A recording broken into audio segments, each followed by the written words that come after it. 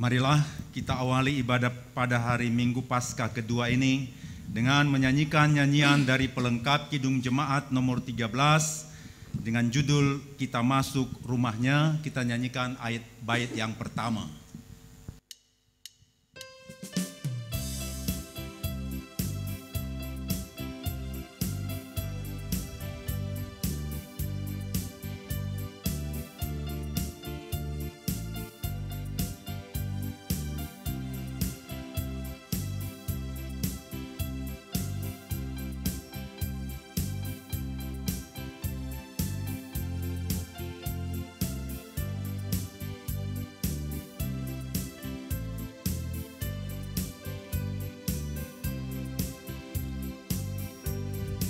Kita masuk rumahnya, berkumpul menyembah kepadanya. Kita masuk rumahnya, berkumpul menyembah kepadanya. Kita masuk rumahnya, berkumpul menyembah kepada Kristus. Menyembah Kristus Tuhan.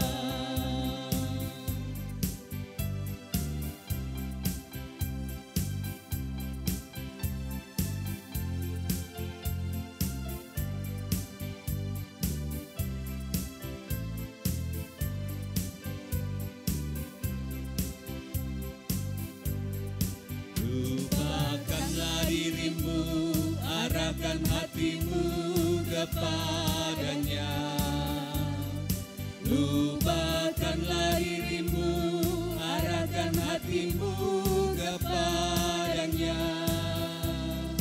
Lupakanlah dirimu, arahkan hatimu kepada Kristus. Menyembah Kristus Tuhan.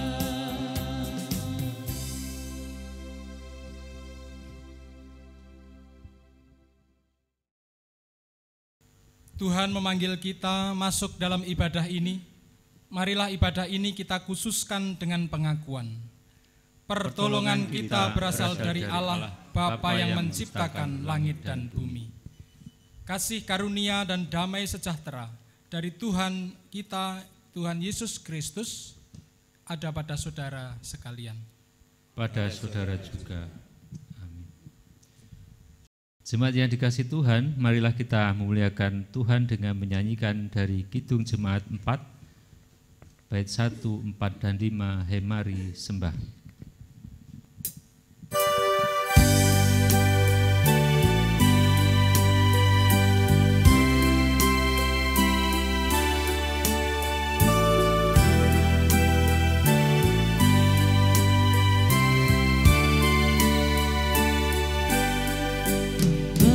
Mari sembah yang maha besar, nyanyi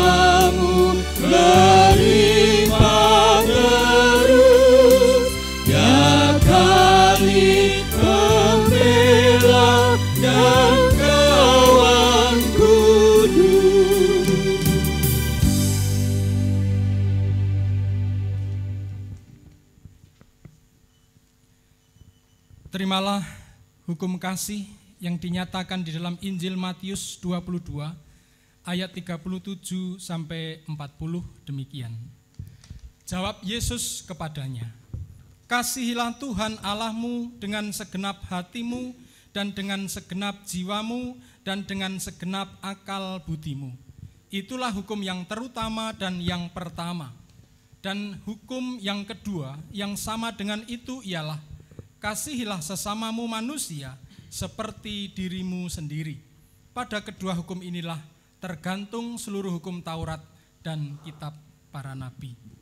Demikianlah hukum kasih ini, supaya tidak hanya kita dengar saja, tetapi mari kita lakukan di dalam kehidupan kita sehari-hari. Bapak, Ibu, dan Saudara yang terkasih di dalam Tuhan Yesus Kristus, kita akui bahwa kita belum bisa mengasihi Tuhan dan sesama kita dengan sempurna. Bahkan kita lebih mudah untuk melakukan dosa dan kesalahan. Oleh sebab itu, marilah kita menyesali dosa dan kesalahan kita di hadapan Tuhan. Dan kita akan ungkapkan nyanyian pesalan dari Kidung Jemaat 37B ayat 1 dan 2, Batu Karang yang Teguh.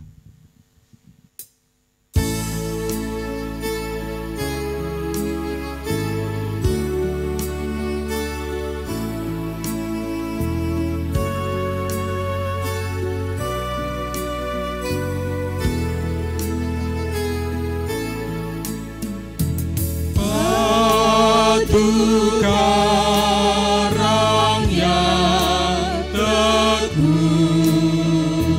ke tempatku berteduh, karena dosaku berat, penguasanya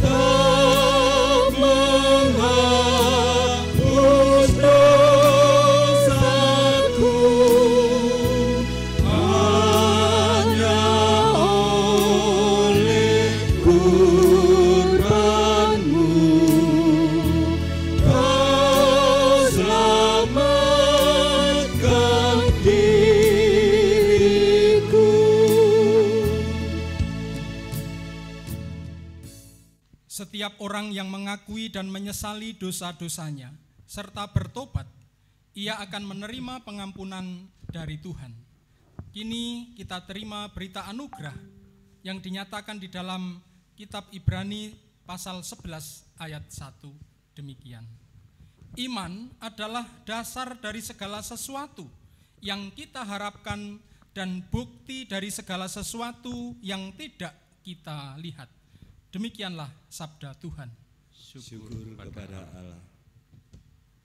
Marilah dengan penuh syukur kita sambut berita pengampunan dosa ini dengan menyanyikan dari nyanyian Kidung Jemaat 387 bait 1 dan 2, Ku heran Allah mau memberi.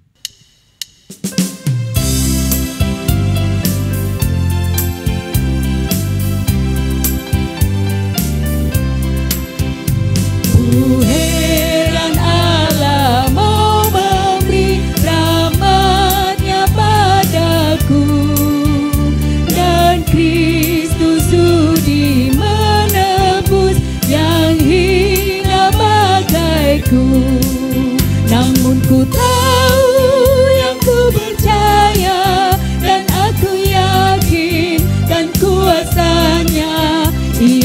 menjaga yang ku taruhkan hingga harinya kelak.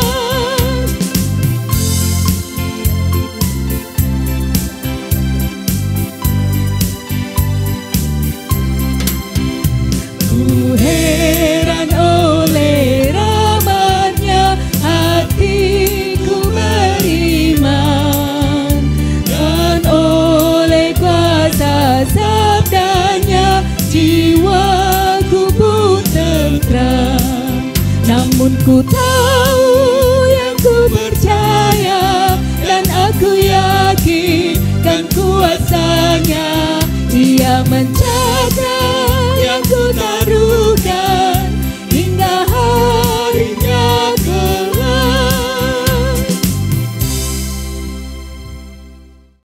Jemaat yang dikasihi Tuhan, marilah kita mengumpulkan persembahan kita sebagai nats mengumpulkan persembahan diambil dari Mazmur 96 ayat 8 sampai 9, demikian bunyinya.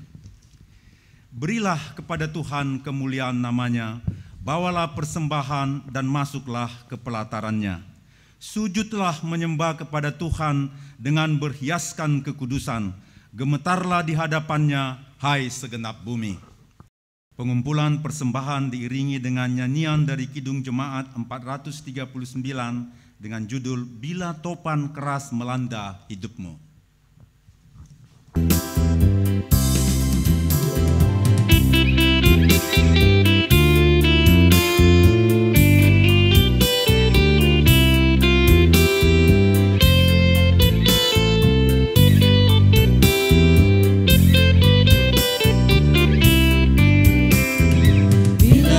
Keras melanda hidupmu, bila putus asa dan letih lesu, berkat Tuhan satu-satu hitunglah, kau dicaya kagum oleh kasih-Nya. Berkat Tuhan mari hitunglah, kau kan kagum oleh kasih-Nya.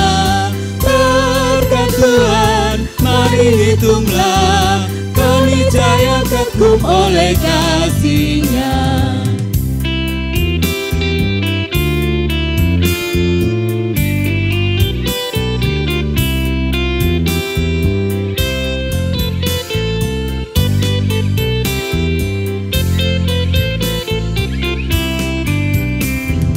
Adakah beban membuat kau berat? Salib yang kau pikul menekan berat. Hitunglah berkat-Nya pasti kau lega, dan bernyanyi terus penuh bahagia. Berkat Tuhan mari hitunglah, kau kan kagum oleh kasih-Nya. Berkat Tuhan mari hitunglah, kau dicaya kagum oleh kasih-Nya. Jemaat yang dikasihi Tuhan, marilah kita membawa persembahan kita kepada Tuhan di dalam doa. Bapa Surgawi, Bapa yang Maha Baik, kami mensyukuri nikmat yang Tuhan berikan kepada kami di dalam setiap perjalanan kehidupan kami. Kami mengakui Tuhan bahwa kami lemah, kami berdosa. Kasihanilah kami, hapuskanlah dosa dan pelanggaran kami, sehingga kami boleh memiliki hubungan yang harmonis dengan Tuhan. Sebagaimana adanya kami Tuhan, membawa persembahan kepadamu, yang itu adalah milik Tuhan, seperti Tuhan memiliki hati, pikiran, dan perasaan kami, memiliki tubuh kami. Kami persembahkan kehadirat-Mu, kiranya Tuhan berkenan menerima persembahan kami menjadi satu persembahan yang berkenan di hadapan-Mu. Sucikan persembahan ini Tuhan, agar sungguh-sungguh boleh bermanfaat bagi perluasan kerajaan Tuhan di bumi ini. Berkati saudara-saudara kami yang mengelola persembahan ini, berikan hikmat, pengetahuan, serta kesehatan yang sempurna bagi mereka. Berikan juga kesabaran bagi saudara-saudara kami yang mengelolanya. Kami menyerahkan kebaktian kami ini ke tangan-Mu. Kami menyerahkan Bapak Pendeta Setiawahono yang akan menyampaikan firman Tuhan. Urapi ia Bapa, sembunyikan di balik salib-Mu, sehingga firman yang disampaikan membawa sukacita dan berkat bagi kami, membuat iman kami bertumbuh kepadamu. Jadilah kehendak-Mu ya Bapa Allah yang maha baik. Di dalam nama Yesus kami berdoa dan mengucap syukur. Amin.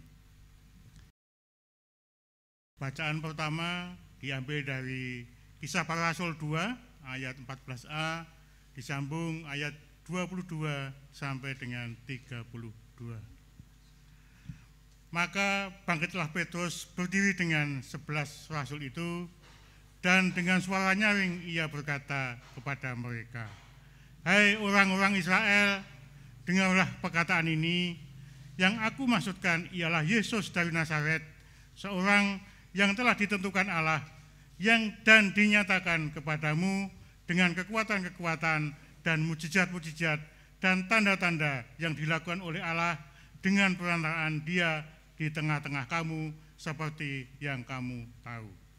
Dia yang diserahkan Allah menurut maksud dan rencananya telah kamu salibkan dan kamu bunuh oleh tangan bangsa-bangsa durhaka. Tetapi Allah membangkitkan Dia dengan melepaskan Dia dari sengsara maut, karena tidak mungkin Ia tetap berada dalam kuasa maut itu. Sebab Daud berkata tentang Dia, "Aku senantiasa memandang kepada Tuhan, karena Ia berdiri di sebelah kananku, aku tidak goyah.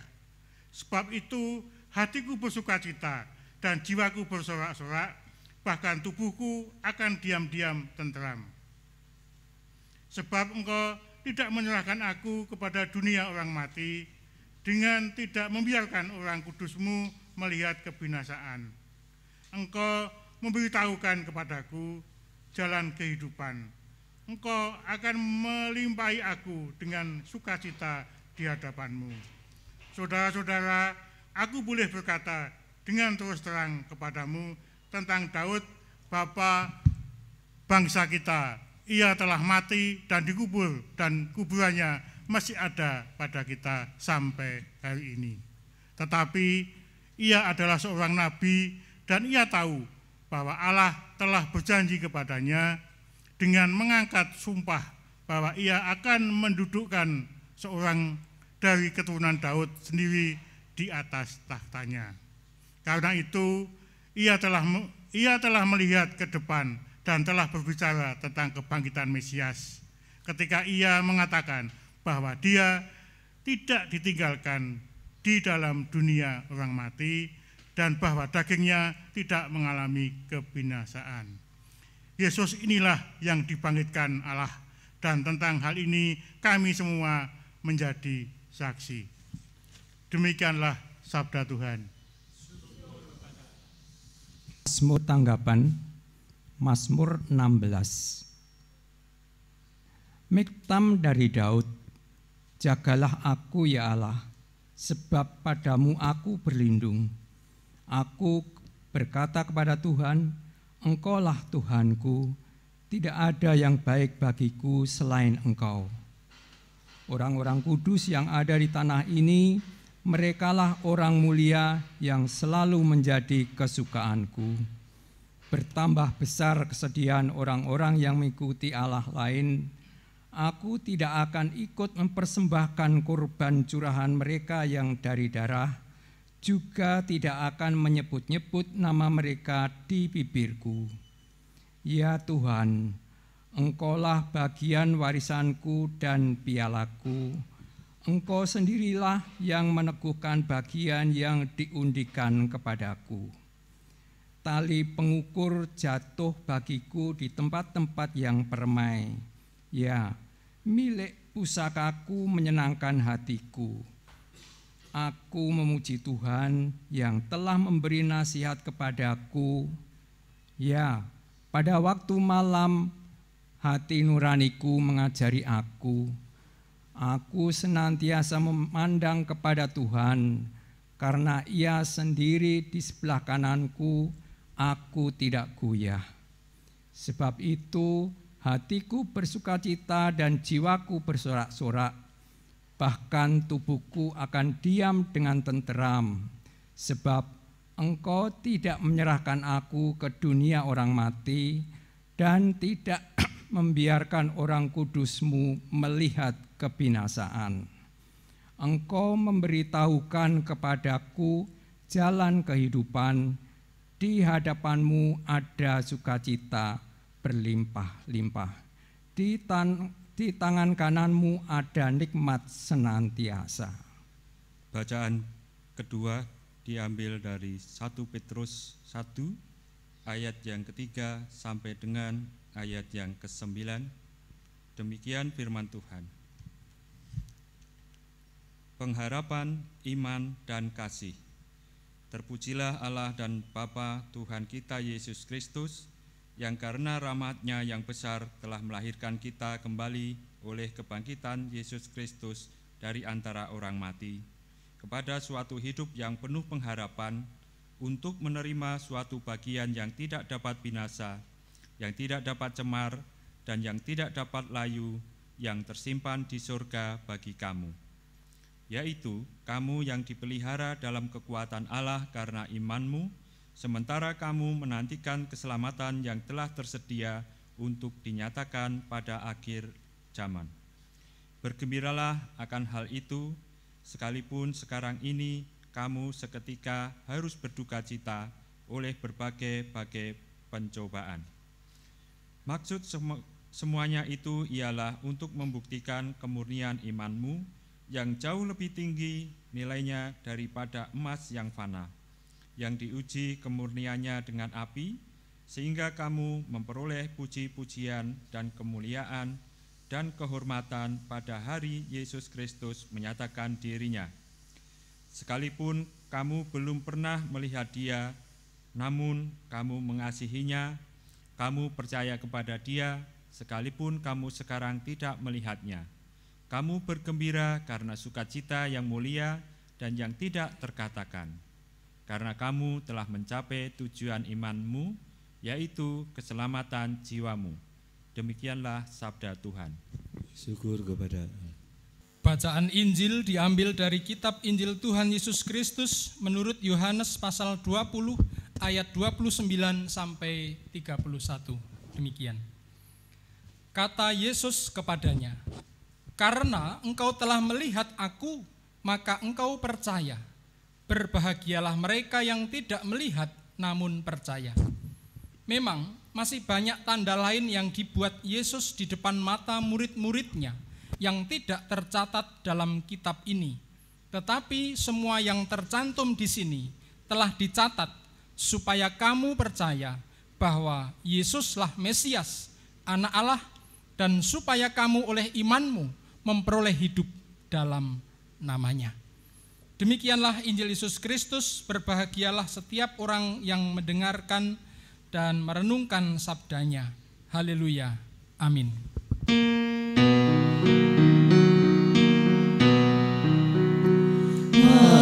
Haleluya. Amin. Haleluya. Amin. Haleluya. Amin. Haleluya.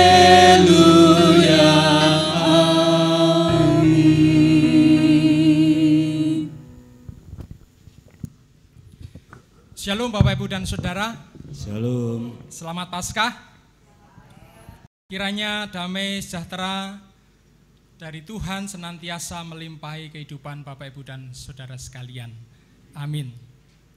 Bapak Ibu dan Saudara, pada Minggu Paskah yang kedua ini kita dalam menghayati sabda Tuhan diberi tema Aku percaya maka aku bersaksi.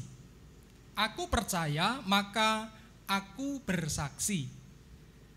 Tema ini sepertinya sebuah pernyataan dari kita, setiap orang Kristen.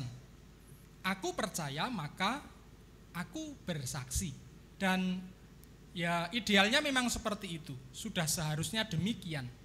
Aku atau kita sebagai orang percaya sudah seharusnya bersaksi.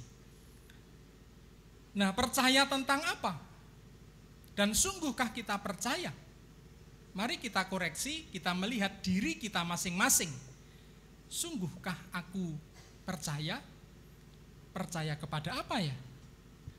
Kalau di dalam Injil Yohanes ini jelas dikatakan,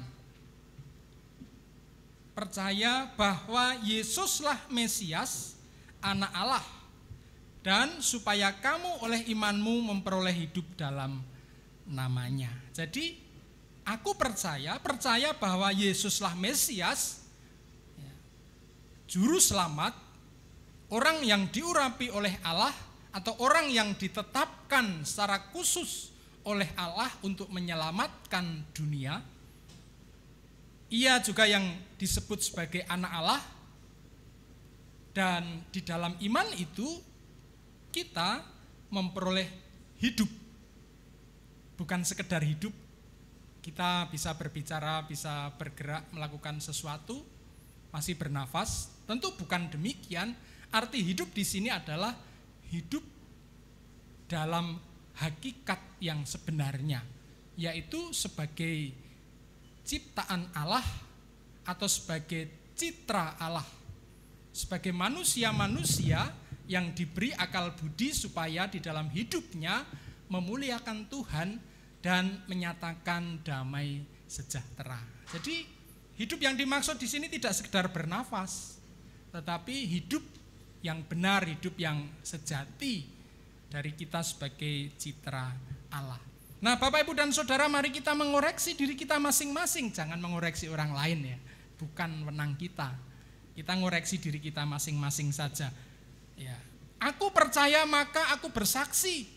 Bertanyalah pada diri kita, sungguhkah aku percaya? Kalau aku sungguh percaya, tandanya apa? Nah, tentu ada tandanya. Kalau di dalam dunia pendidikan disebut indikator. Ngeten nggih Bapak Ibu guru? Ada indikatornya gitu ya. Indikator keberhasilan proses belajar mengajar apa gitu ya. Nah, ini kalau aku adalah seorang yang percaya, indikatornya apa? Nah, salah satu yang dinyatakan di dalam Injil Yohanes ini, dalam ayat 29 dikatakan, karena engkau telah melihat aku, maka engkau percaya. Berbahagialah mereka yang tidak melihat namun percaya. Jadi apa salah satu indikatornya Bapak Ibu Saudara? Berbahagia. Berbahagia. Orang yang percaya itu indikatornya atau tandanya, titikanipun berbahagia.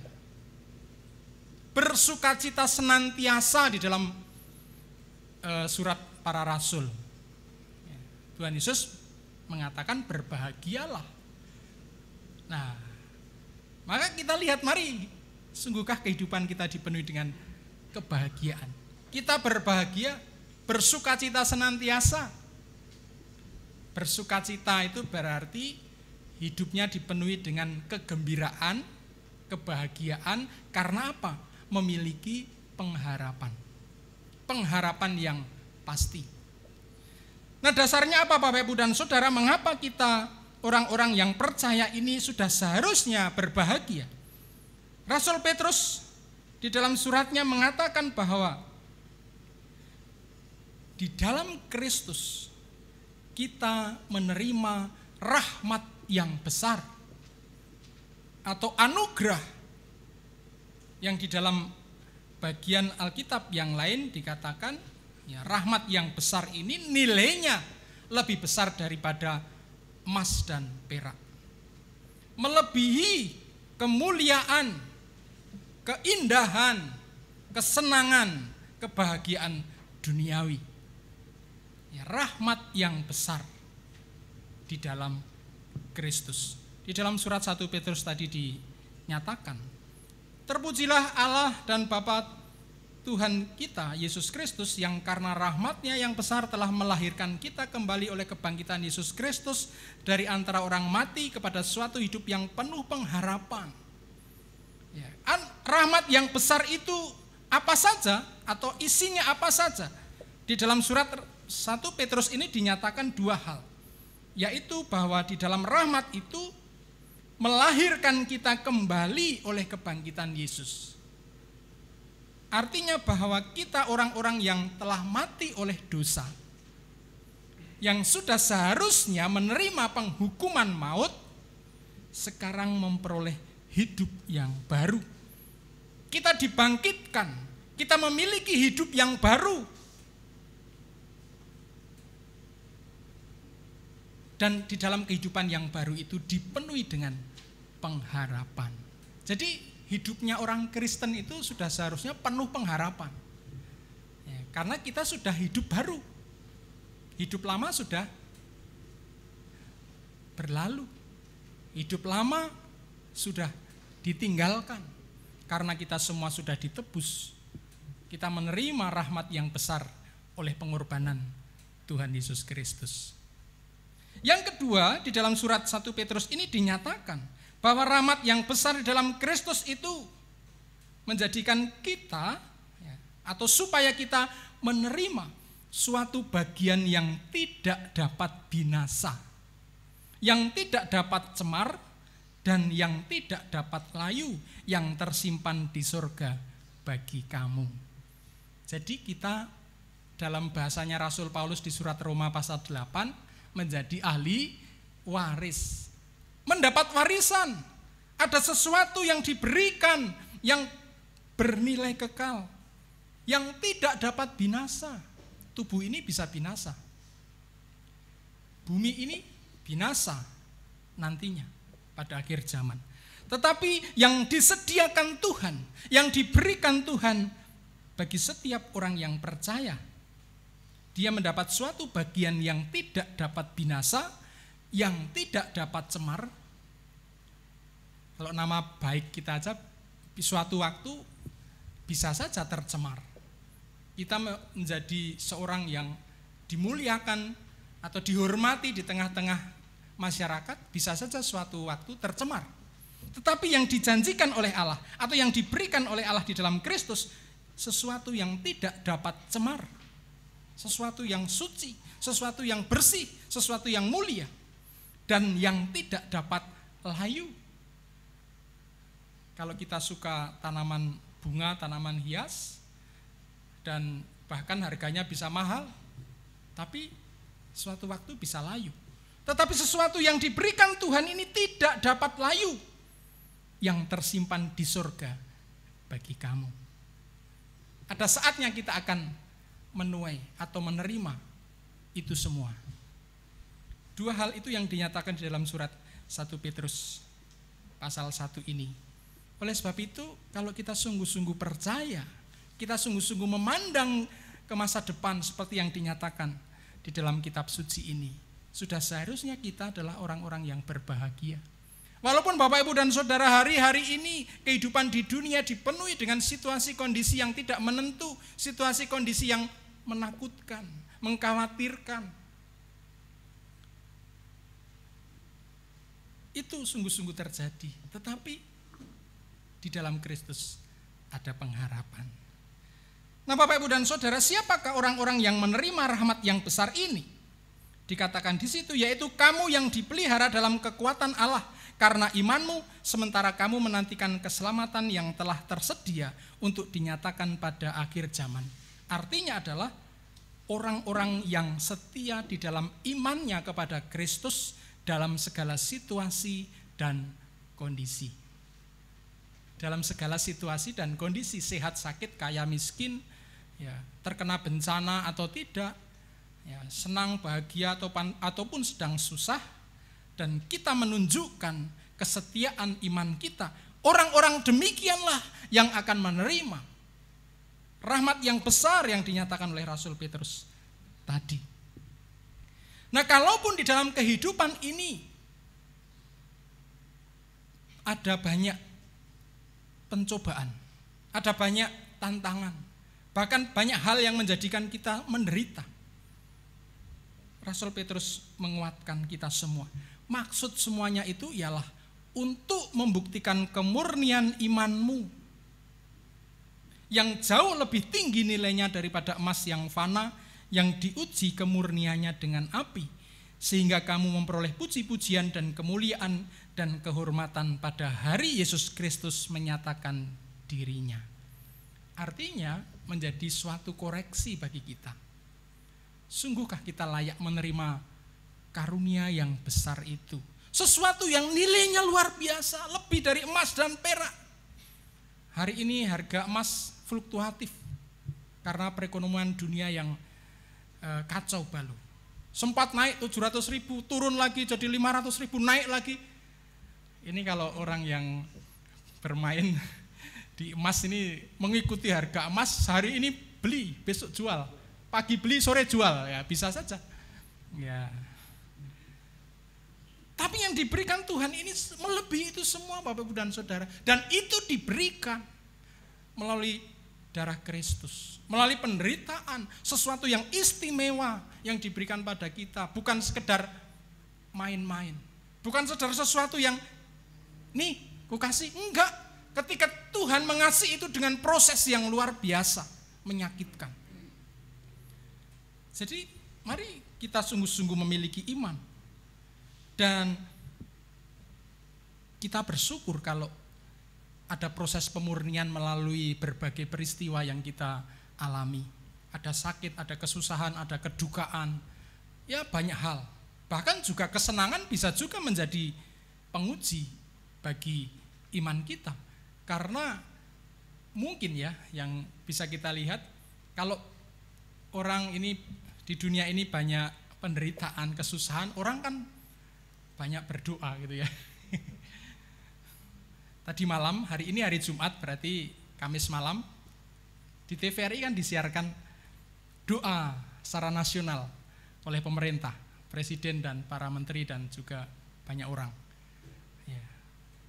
Dilakukan mengapa? Karena merasa bahwa tantangan, ya, penderitaan yang sedang dihadapi bangsa-bangsa ini luar biasa. Jadi mungkin penderitaan sebagian malah mendekatkan banyak orang kepada Tuhan. Ya, maka bersyukurlah, tetap bersyukur kalau kita ya mengalami penderitaan, kesusahan. Asal kita menghadapi dan menerima itu dengan benar. Kalau kemudian ada kesusahan, penderitaan, lalu kita ngelokro, ya, lalu putus asa. Oh, Tuhan tidak menjawab doaku, mengapa aku menderita? Ya, itu secara negatif, akhirnya kita tidak mendekat pada Tuhan. Tetapi kalau kita menghadapi kesusahan, penderitaan itu lalu kita terima dengan positif, menggugah pikiran kita. Kalau sekarang semuanya susah, bagaimana supaya kesusahan itu bisa berlalu, akal budi kita olah. Nah, menjadi sesuatu yang positif, membangun hidup kita.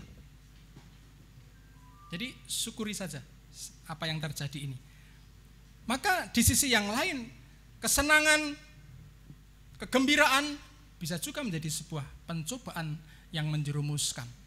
Ketika seseorang mendapatkan atau memiliki banyak harta, ketika seseorang memiliki wajah yang elok, ketika seseorang ya menerima atau memiliki fasilitas hidup yang baik, yang lengkap, yang berbeda dengan orang lain, bisa menjadi pencobaan.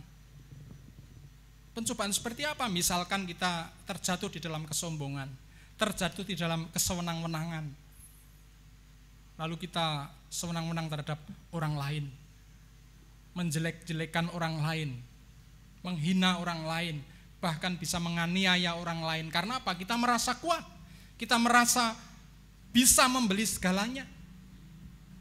Jadi baik suka duka bisa menjadi pencobaan. Maka kembalilah kepada kita bagaimana kita menghadapi itu semua. Nah, di dalam surat Rasul Petrus ini mengingatkan kita, kalaupun kehidupan kita di dalam iman kepada Kristus itu lalu kita menghadapi banyak tantangan, pencobaan, kesusahan, kita terima semua itu dengan syukur. Karena apa? Di dalam pencobaan itu menjadi sebuah pengujian atas iman kita. Nah, Bapak, Ibu, dan Saudara, di dalam tema kita setelah dikatakan aku percaya, lalu dilanjutkan, maka aku bersaksi. Setelah tadi kita juga berefleksi pada diri kita sendiri, aku percaya, sungguhkah aku percaya? Nah, kalau kita mengakui bahwa aku percaya, kita percaya, lalu apa? Yang dikehendaki adalah bahwa supaya kita orang-orang percaya ini kemudian bersaksi.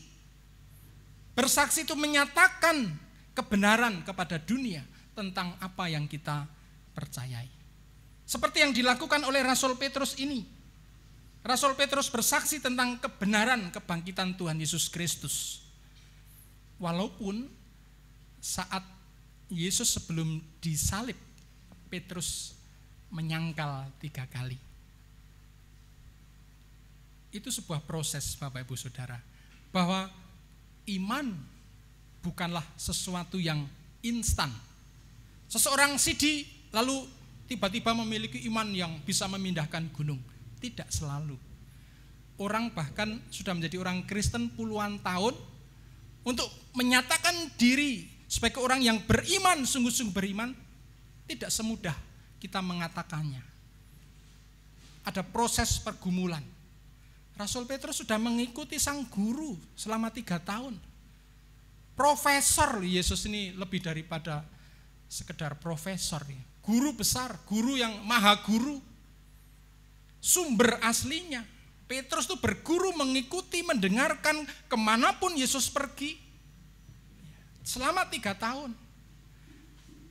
Ya, kuliah S1 3 tahun bisa lulus saat ini, sekarang. S2 jelas, sangat bisa. S3 juga bisa sekarang. Ya, 3 tahun dokter bisa. Teman wisuda saya saat jejer begitu,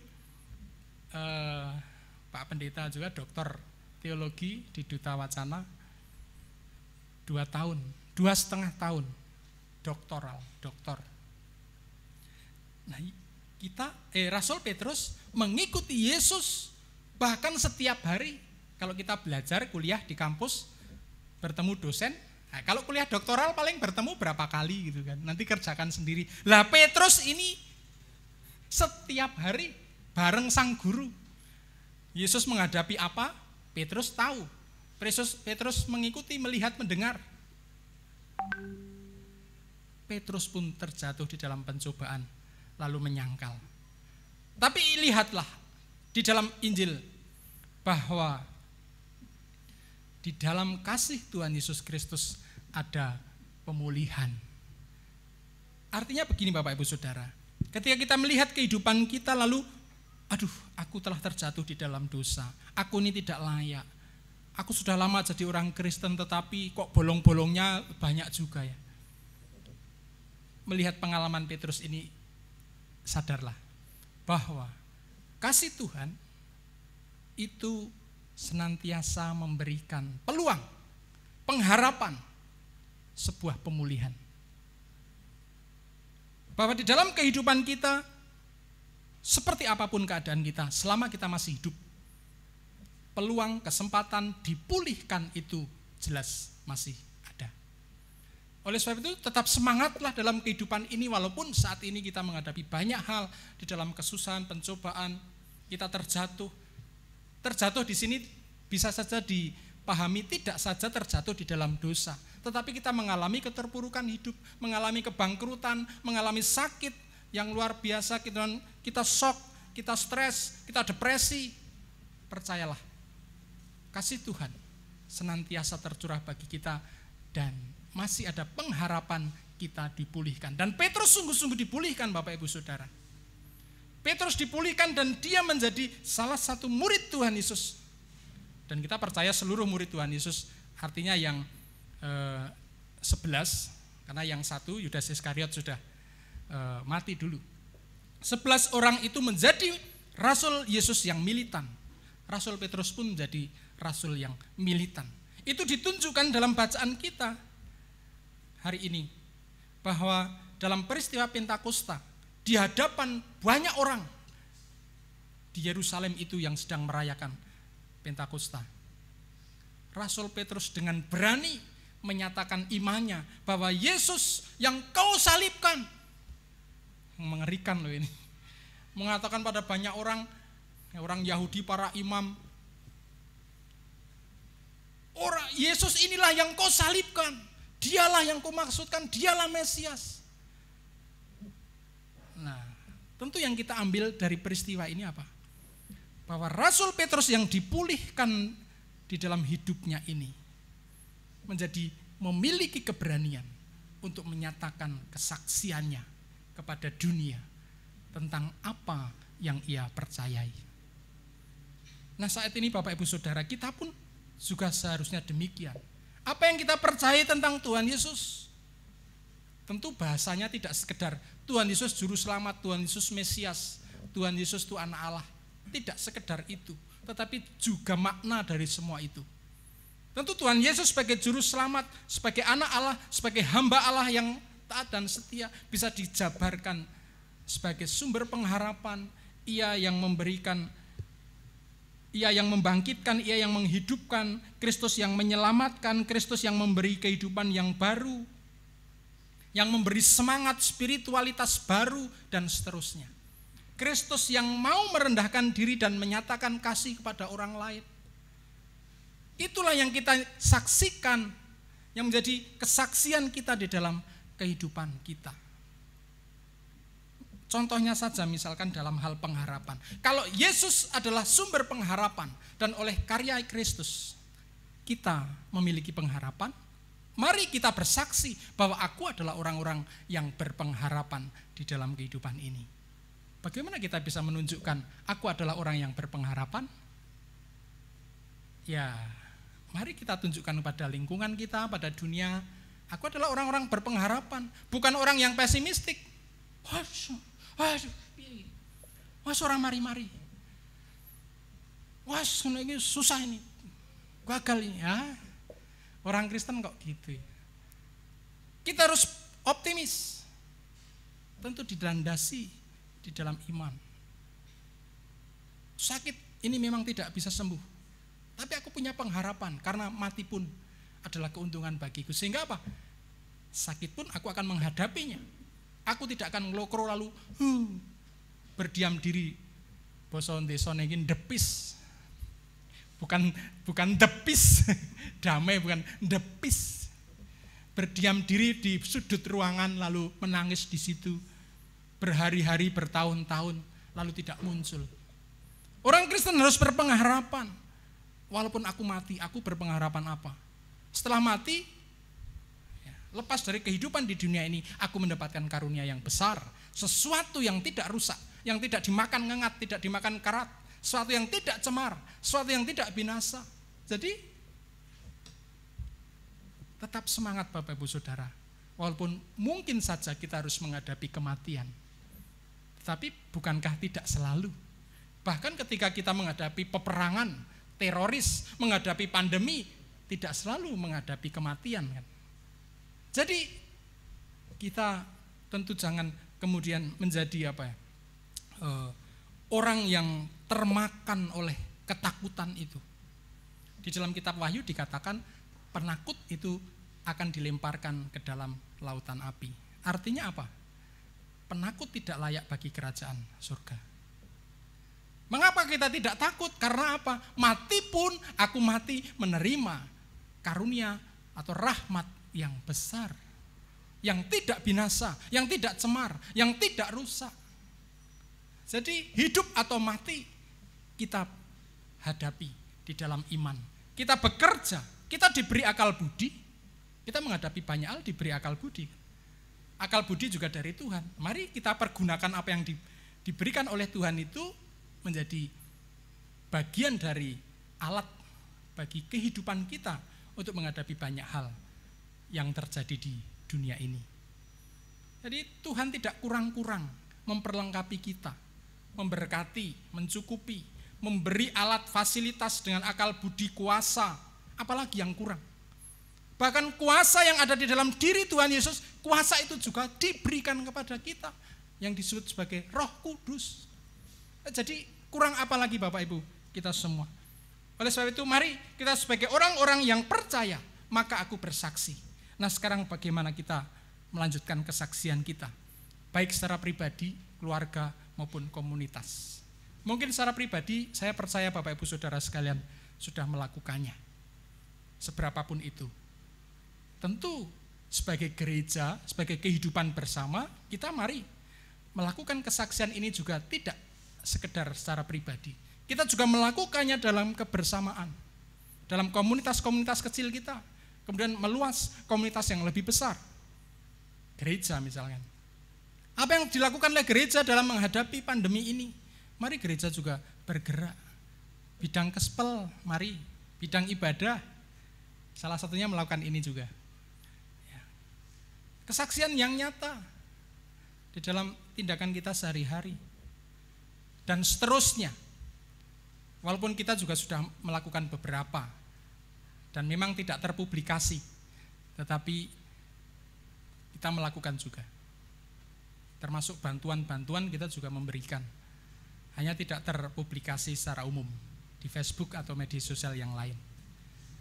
Tentu saja Bapak Ibu Saudara, apa yang dihadapi dunia hari-hari ini menjadi persoalan kita bersama yang tidak hanya dalam waktu singkat tetapi mungkin masih beberapa bulan. Maka mari oleh firman Tuhan dan tema yang kita renungkan, aku percaya maka aku bersaksi, mari kita juga di dalam kehidupan bergereja ini, mari kita menyatakan kesaksian secara pribadi, keluarga, dan juga komunitas kita. Tujuannya apa? Melalui kesaksian kita, nama Tuhan dipermuliakan dan kehidupan di bumi ini dibangun di dalam damai sejahtera. Akhir kata Bapak Ibu dan Saudara, mari tetap semangat dan mari kita berjuang bersama-sama. Mari kita berusaha berjuang menyatakan kesaksian kita dengan kreativitas kita bersama. Tuhan Yesus memberkati kita semua. Haleluya. Amin. Saat teduh sejenak untuk merenungkan sabda Tuhan.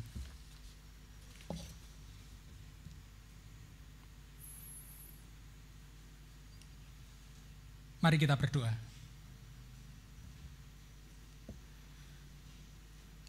Bapa kami yang ada di surga, Engkau yang senantiasa hadir dalam kehidupan kami, memberikan kuasa, memberikan kekuatan, memberikan penghiburan.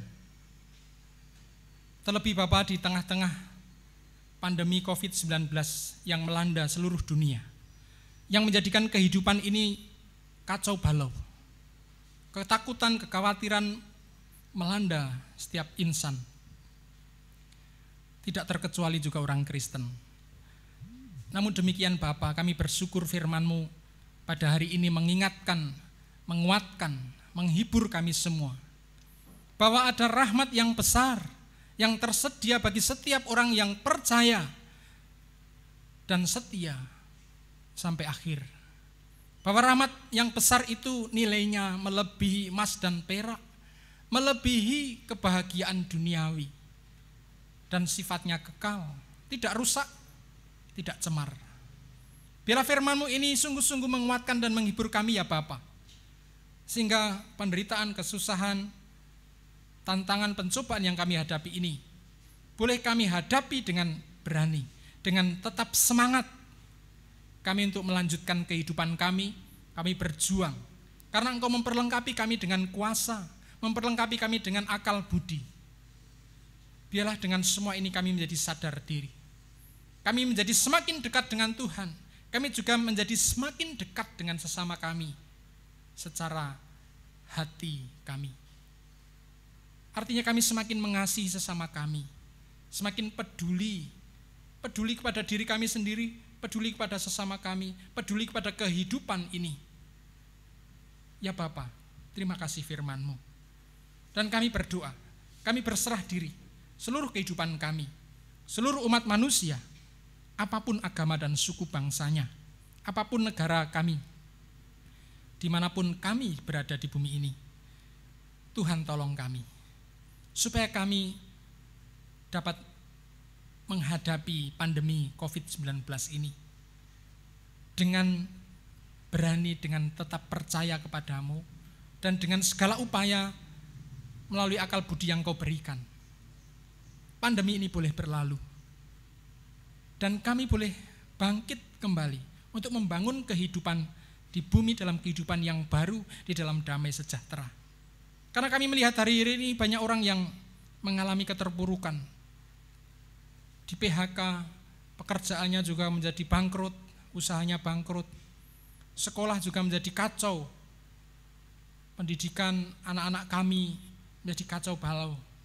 Namun demikian, biarlah semua ini menggugah kami untuk memiliki kreativitas baru di dalam melakukan pekerjaan dan tugas-tugas kami secara kreatif, sehingga akal budi yang Kau berikan kepada kami itu tidak sia-sia, tetapi akal budi dan kemampuan serta kuasa yang Kau berikan itu sungguh-sungguh hidup, sungguh-sungguh kami hidupi, sehingga kehidupan ini semakin bergerak maju dan kemuliaan-Mu dinyatakan.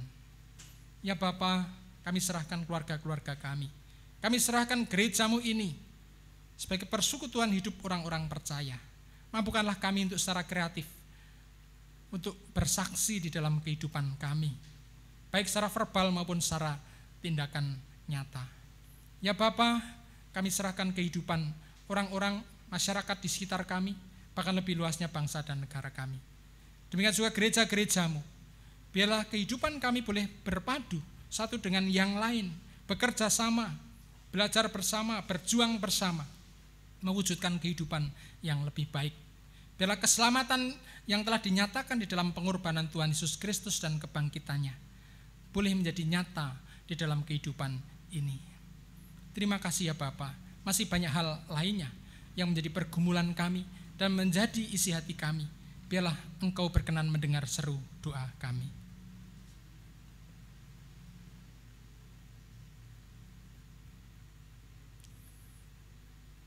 Demikian ya Bapa, doa-doa kami.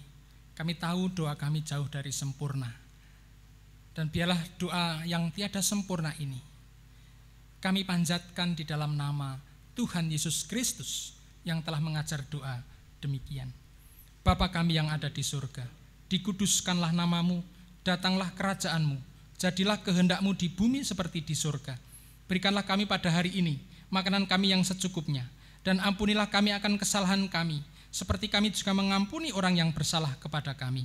Dan janganlah membawa kami ke dalam pencobaan, tetapi lepaskanlah kami daripada yang jahat, karena Engkau-lah yang empunya kerajaan dan kuasa dan kemuliaan sampai selama-lamanya. Amin. Jemaat yang dikasihi Tuhan, marilah kita mengikrarkan pengakuan iman kita bersama dengan umat Allah di segala tempat dan segala zaman dengan pengakuan iman rasuli yang demikian. Aku percaya kepada Allah, Bapa yang Maha Kuasa, Khalik langit dan bumi, dan kepada Yesus Kristus, Anaknya yang tunggal Tuhan kita, yang dikandung daripada Roh Kudus, lahir dari anak darah Maria, yang menderita di bawah pemerintahan Pontius Pilatus, disalibkan, mati dan dikuburkan, turun dalam kerajaan maut. Pada hari yang ketiga, bangkit pula dari antara orang mati, naik ke surga, duduk di sebelah kanan Allah, Bapa yang Maha Kuasa, dan akan datang dari sana untuk menghakimi orang yang hidup dan yang mati. Aku percaya kepada Roh Kudus, gereja yang kudus dan am, persekutuan orang kudus, pengampunan dosa, kebangkitan daging, dan hidup yang kekal. Marilah kita bersyukur atas semua yang telah Tuhan berikan kepada kita dengan menyanyikan nyanyian dari Kidung Jemaat 427, bait 1 dan 2, Kusuka menuturkan.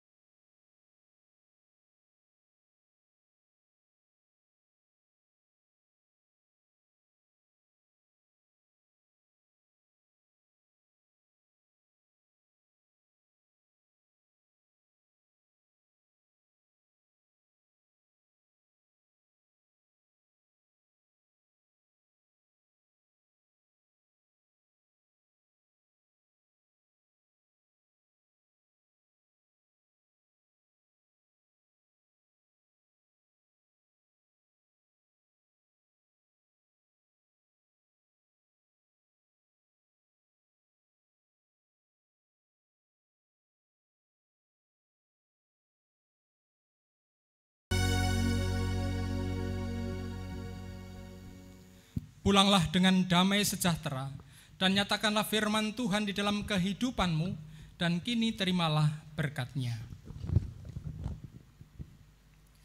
Tuhan memberkati engkau dan melindungi engkau. Tuhan menyinari engkau dengan wajah-Nya dan memberi engkau kasih karunia. Tuhan menghadapkan wajah-Nya kepadamu dan memberi engkau damai sejahtera. Amin. Bagai kapal yang berlayar.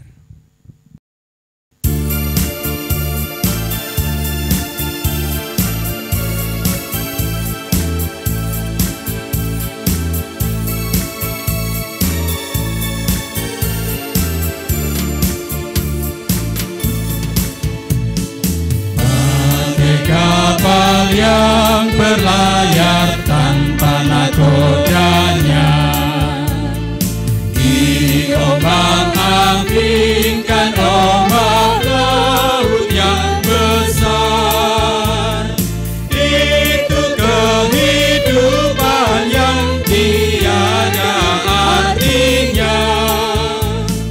Bila Yesus dalam hati tak ikut serta.